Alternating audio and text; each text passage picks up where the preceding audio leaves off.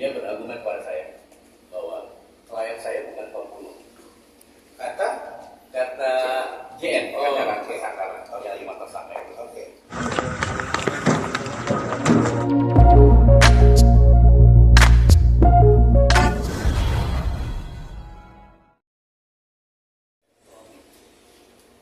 Yang berhadir pada sore hari ini. Bismillahirrahmanirrahim. Rabbi shrah li sadri wa yassir li amri wahlul 'uqdatam min lisani yafqahu qawli. La ilaha illa anta subhanaka inni kuntu minadh dhalimin. Baik, teman-teman media yang saya hormati, saya perkenalkan. Saya Razman Arif Nasution. Di sebelah kiri saya adalah saudara Yosi Ahdian. Yosi Ahdian yang merupakan pengacara dari saudara atau keluarga dari almarhum Eki, gitu ya, dan juga selaku kuasa hukum atau pengacara dari keluarga almarhum Vina. Jadi saudara Yosi ini adalah orang yang pertama ya memegang kasus ini sebagai fungsi pendampingan hukum. Kuasa hukum kan? Nah, sebagai seorang lawyer, beliaulah orang pertama yang diminta menjadi kuasa hukum oleh Bapak Rudiana. Betul ya? Orang tuanya Eki. Begitu juga yang diminta oleh orang tuanya almarhumah Vina, yaitu orang tuanya atau ayahnya. Namanya siapa? Bapak Wasnadi. Clear ya? Nah, saya di sini juga didampingi oleh asri abadi saya, Ibu Ade Suryani, dan managing partner Ranlovo, Saudara Rahmat Triani, Sregar, Sarana Hukum Master Hukum, Saudara Iwayang, seorang lawyer mitra dari Ranlovo, dan Saudara Waki.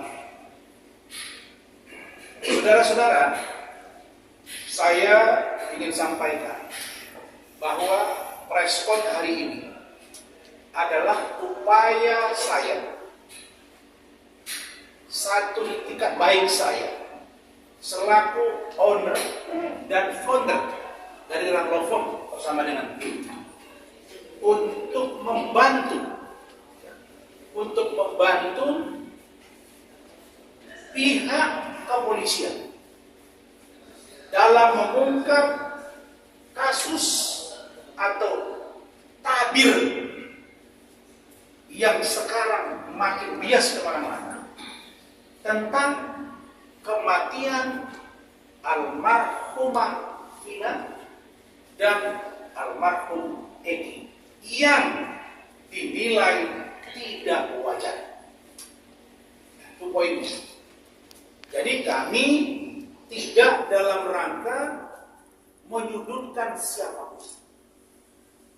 Ranlovo yang saya pimpin di samping membantu pihak kepolisian juga mendorong pihak kejaksaan untuk juga memantau kasus ini.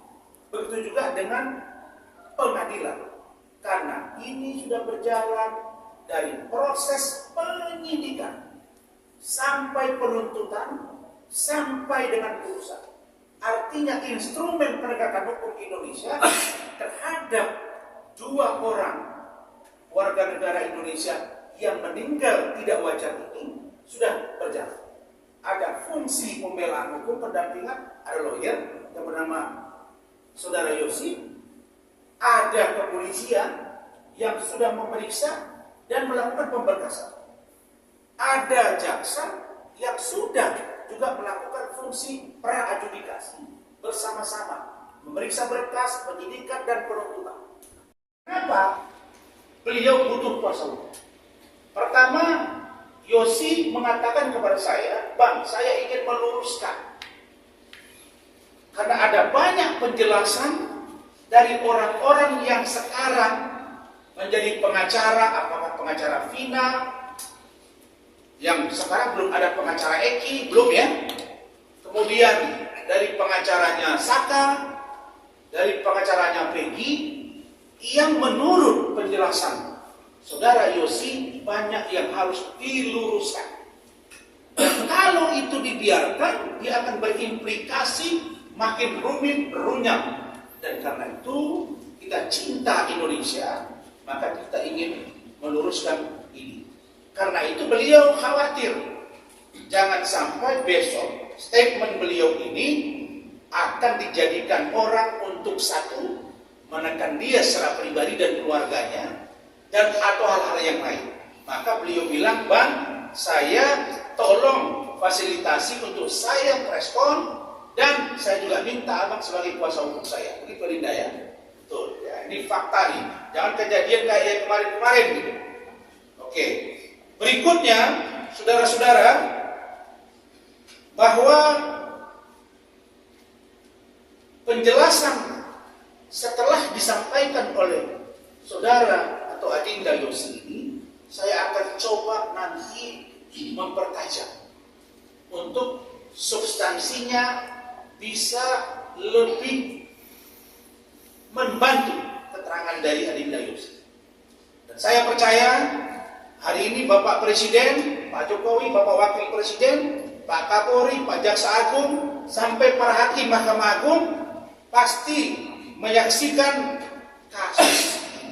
Apalagi ada perintah sudah dari Bapak Presiden, usut sampai tuntas. Itu poin pertama yang akan dijelaskan oleh Saudara Yosi. Poin yang kedua, sesuai dengan undangan saya akan menjelaskan tentang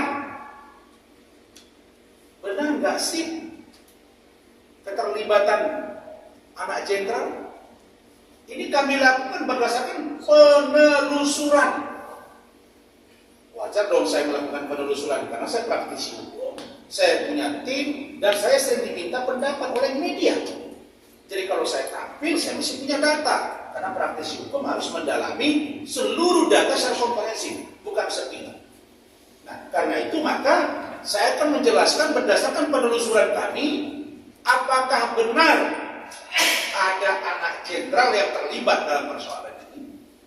Apakah benar ada cucu jenderal yang terlibat dalam persoalan ini?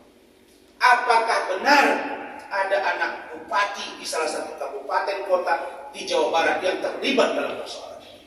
Berdasarkan tracking kami, nanti saya akan jelaskan. Itu 2 poin yang kedua. PS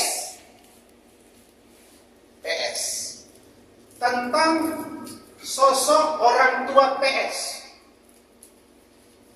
Bagaimana dia dalam kesehariannya? Seperti apa dia? Ini akan kami sampaikan. Tentulah semua ini saya frame sebagai orang hukum dalam rangka presumption of innocence, praduga tidak bersalah. Karena semuanya semua by proses untuk kebenarannya ada di pengadilan. Makanya menjadi aneh hari ini kalau putusan pengadilan justru melebar kemana-mana. Nah, untuk itu saya persilakan Adinda Yosi untuk menjelaskan secara detail, konkret, dan cepat untuk bisa nanti dicerna oleh seluruh masyarakat Indonesia dan luar negeri. Silakan. Assalamualaikum warahmatullahi wabarakatuh. Waalaikumsalam. Selamat sore. Terima kasih untuk Bang Asman yang hari ini menjadi kuasa hukum saya. Ya, terima kasih. Terima kasih juga sudah menjembatani saya dalam press conference ini. Ya. Karena buat saya orang daerah, Pak. Ya. Kalau ada apa Pasti. Ya. Saya akan menceritakan perkara almarhum Eki dan Vina di tahun 2016. Oke. Saya dikuasakan oleh orang tua almarhum Eki dan Vina di tanggal 19 September 2016. Saat itu bapaknya almarhum Eki dan bapaknya almarhum Vina datang pada saya, Pak, untuk tanda tangan puasa.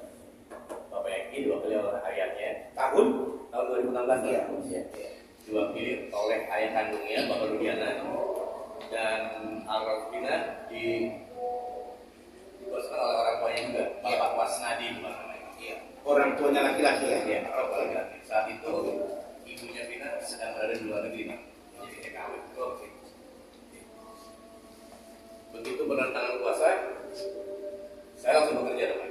Ya. Nah, saat itu akan ada gelar perkara di Polda Jabar, Pak. Saya sih lihat kamera. Kamera. Saat itu akan dilakukan gelar perkara di Polda Jabar di tanggal kalau nggak salah 22 September 2016, Pak. Puasa saya berdasarkan laporan dari orang tuanya korban yang bernama Eki. Itu di tanggal 31 September 2016. Oke, saya langsung bergerak. Saya kerja. Saat itu saya langsung ke Polda. Orang tuanya Eki itu Pak Rudiana. Pak Rudiana, ya. Setelah puasa itu saya dapat tanda tangan dari mereka, para keluarga, Pak. Dua hari ke depan atau 3 hari ke depan saya melakukan gelar perkara di Polda. Langsung itu yang hadir hanya saya sebagai pengacara para korban dan pengacara 5 tersangka saat itu, Pak. Itu Bapak Jombi Nainggolan. Dalam apa namanya? Dalam gelar perkara itu tidak dibahas masalah asusila, Pak. Yang kita bahas hanya 340 dan 338. Jelaskan dulu. Pasal pembunuhan. Saat gelar perkara di Polda, pengacara para tersangka yang 5 orang itu, dia berargumen kepada saya bahwa klien saya bukan pembunuh. Kata JN, pengacara tersangka, yang 5 tersangka itu. Oke. Saya bilang nanti dulu, Pak. Kalau klien abang yang 5 tersangka itu bukan pembunuh, sudah ada salah satu tersangka yang 2 umur sudah disidangkan. Nggak mungkin dong kalau sudah disidangkan. Sekarang dari kepolisian ke kejaksaan itu kan, iya ada proses kan, dari kejaksaan ke pengadilan itu ada proses dan sudah disidangkan. Saya pikir tidak mungkin kalau ini salah tangkap, ya kan? Dan awal perkara ini itu adalah dugaannya kecelakaan lalu lintas. Awalnya ya, betul. Awal kecelakaan lintas di tanggal 27, makanya bapaknya korban Eki itu, Pak Rudiana, dia tanggal 31 membuat LP polisi, laporan polisi. Nah, jalan perkara ini, Pak. Setelah pendampingan di Polda itu, selang berapa lama ya, 1 bulan kayaknya, itu disidangkan, Pak, di PN Kota Cirebon. Di PN Kota Cirebon. Saya mengawal kasus persidangan itu dari awal sampai putusan. Dari awal sampai putusan. Dari awal sampai putusan. Sampai vonis ya? Sampai vonis ya. Waktu itu sidang tertutup. Sidang tertutup. Saya saat itu di 2017 awal pas sidang itu, saya statement di media di Radar Cirebon, Pak, bahwa kenapa ini sidang harus tertutup. Nah, ternyata kata penjelasan dari pihak pengadilan bahwa ini ada kasus asusila. Tetapi ternyata dalam persidangan itu kasus asusila tidak dibawa dalam materi sidang. Hanya pasal 340 dan 338 pembunuhan.